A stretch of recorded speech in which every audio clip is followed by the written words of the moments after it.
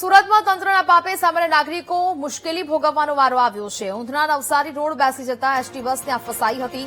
ST બસનું આગળનું પૈડું રસ્તા પરના ખાડામાં ફસાયું હતું, જે એસટી બસમાં અનેક મુસાફરો સવાર હતા। જોકે તમામ મુસાફરોને સુરક્ષિત રીતે નીચે ઉતારી અન્ય બસમાં રવાના કરાયા। લીંબાદ વિસ્તારમાં બેસી ગયેલા રોડમાં સ્કૂલ વાન પણ ફસાઈ હતી। સ્કૂલ વાનમાં સવાર હતા માસૂમ ભૂલકાઓ। સદનસીબે વાનમાં સવાર બાળકોને કોઈ પણ જાનહાની કે ઈજા નથી થઈ। શહેરમાં પહેલા જ વરસાદે તંત્રની પ્રી મોન્સૂન કામગીરીની પોલ ખોલી નાખી છે। અનેક જગ્યાએ રોડ બેસી જવાની ઘટનાથી તંત્રની કામગીરી પર પણ સવાલ ઉદ્ભવ્યા છે। ગટર લાઈનનું કામ છે।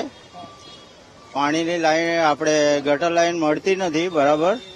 પાણી અહીંયા ગટર લાઈન ચોકઅપ થઈ જાય એટલે ખોદવામાં આવેલું હતું, એટલે આ લોકોએ ખોદેલું જ છે પણ પુરાણ બરાબર નથી કર્યું, એટલે ભૂવો પડી ગયો। પાણીનો પ્રવાહ વધારે હતો અહીંયા સવારના વરસાદ આવ્યો ત્યારે, એટલે તાત્કાલિક ધોરણે પુરાણ તો કરવામાં આવેલું છે પણ હજુ પાછું બેસી જશે। ભ્રષ્ટાચાર કરતા હોય સીધી રીતે કદાચ આપણે એવું લાગે છે આપણને। આજે તો બાળકો હમણાં એનો જીવ બચી ગયો બચી ગયો, આજે જીવ બચી ગયો। વાહન ઊંધી થઈ જતે સવારના લગભગ કેટલા વાગેલા હતા સવારના 7 વાગે। हाँ 7 વાગે वाहन ऊंधी થઈ જते। स्कूल वाहन थी। बहुत गड्ढा हो गया था नीचे, एक बच्चे का गाड़ी आ रहा था उधर से, वाहन फंस गया था यहाँ पर। अभी आप लोग आए तो काम अभी तत्काल चालू हो गया।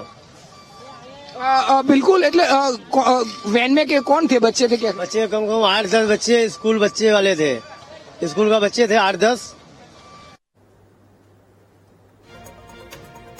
તો જે પ્રકારે મુસાફરોને સુરક્ષિત રીતે નીચે ઉતારવામાં આવ્યા હતા। જોકે સુરતમાં પહેલા વરસાદ બાદ તંત્રની પ્રી મોન્સૂન કામગીરીની પોલ ખુલી છે।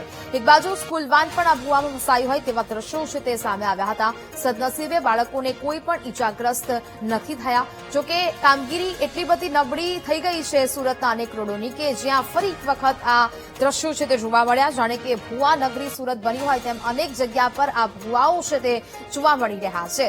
જોકે હાલાકી લોકો ભોગવી રહ્યા છે, કારણ કે એક બસ પણ અહીંયા ફસાઈ હતી, જેને કારણે લોકો છે તે સુરક્ષિત રીતે તેમને બીજી બસમાં ખસેડવામાં આવ્યા। લોકો મુશ્કેલીનો સામનો કરી રહ્યા છે।